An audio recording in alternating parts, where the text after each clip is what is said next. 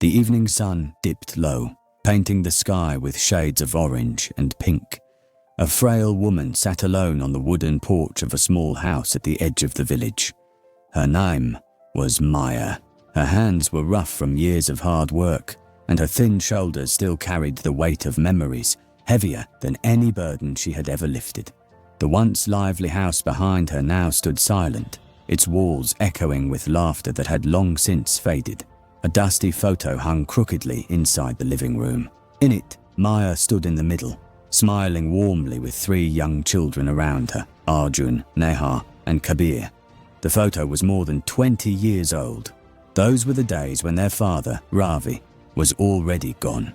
Ravi had died in a sudden car accident, leaving Maya widowed at just 28. That day had changed everything. She remembered holding her children close, promising them that somehow she would take care of them.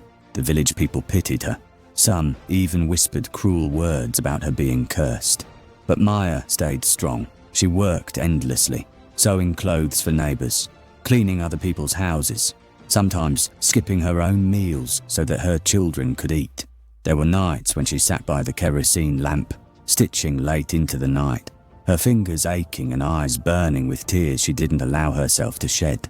When the roof leaked during storms, she would place pots and pans to catch the water, silently praying that her children would sleep through the noise and stay dry. She kept her sorrows hidden behind a brave smile. Maya's world revolved around her children. She believed that education was their way out of poverty. Every extra rupee she earned went toward buying their books, uniforms, or shoes. Her eldest son, Arjun, was bright and ambitious. With Maya's sacrifices, he finished his engineering degree and eventually got a good job in the city. Her daughter, Neha, had a soft heart and loved to paint. Maya encouraged her dreams and sent her to an art college. Her youngest, Kabir, was playful but smart. He went on to study business. Maya often went without new clothes for years. She wore the same faded sari to every festival. Her joy was watching her children grow into educated, successful adults. She believed that one day they would take her away from this old house, care for her, and fill her days with warmth and love again. For a while, they did visit. Whenever they came home during festivals, the house would come alive again. Maya would cook their favorite meals, spicy lentils for Arjun, mango pickle for Neha, and sweet rice pudding for Kabir. She would stay up all night preparing dishes, smiling through her exhaustion. But as time passed, the visits became less frequent. Arjun got married to a woman from the city who found the village too small and too simple. They stopped visiting after their second child was born. Phone calls turned from weekly to monthly, then to rare holiday greetings. Neha, too, became busy with her exhibitions and art shows. She moved abroad and called only when she needed some old documents or recipes. Kabir, the youngest, started a business and often promised to visit, but never found the time.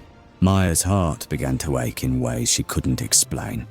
She understood they were busy with their lives, but she never stopped waiting. Every evening she sat on the porch at sunset, her eyes scanning the road, hoping to see them arrive unexpectedly. Years went by. The house that once echoed with laughter now heard only the sound of wind through the trees. The festivals passed quietly. The kitchen stayed cold and untouched. On her 60th birthday, Maya cooked a small meal for herself, hoping one of them might call or at least send a message. The phone stayed silent all day. That night, she blew out the single candle on her small homemade cake, with tears streaming down her face. Neighbours often invited her to live with them, or at least visit, but she refused. She always said, "My children will come, any day now." One winter evening, Maya fell ill.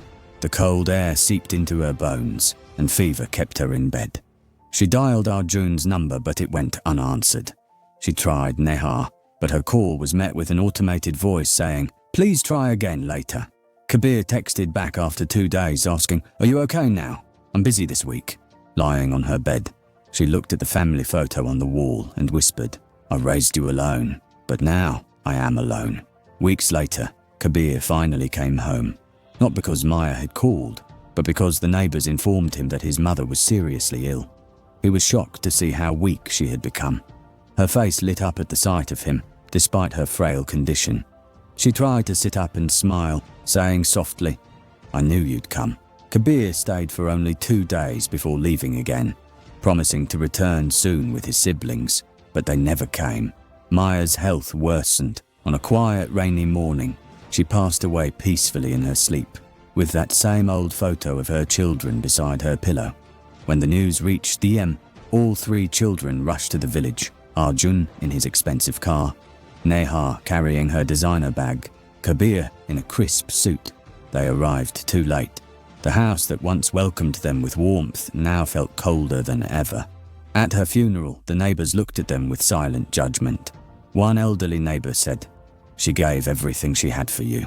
All she wanted was your presence." Tears streamed down Neha's face as she held her mother's old sari, realising too late how much their mother had sacrificed. Arjun stood quietly, staring at the ground, guilt heavy in his heart. After the rituals were over, they sat together on the porch where their mother used to wait for them every evening. The sunset painted the same orange glow she had watched alone for years. For the first time in a long time, they truly felt the emptiness their absence had left behind. Maya's story became a reminder to them and to everyone in the village that no matter how successful you become, you should never forget the hands that once fed you, the eyes that stayed awake for you, and the heart that loved you unconditionally.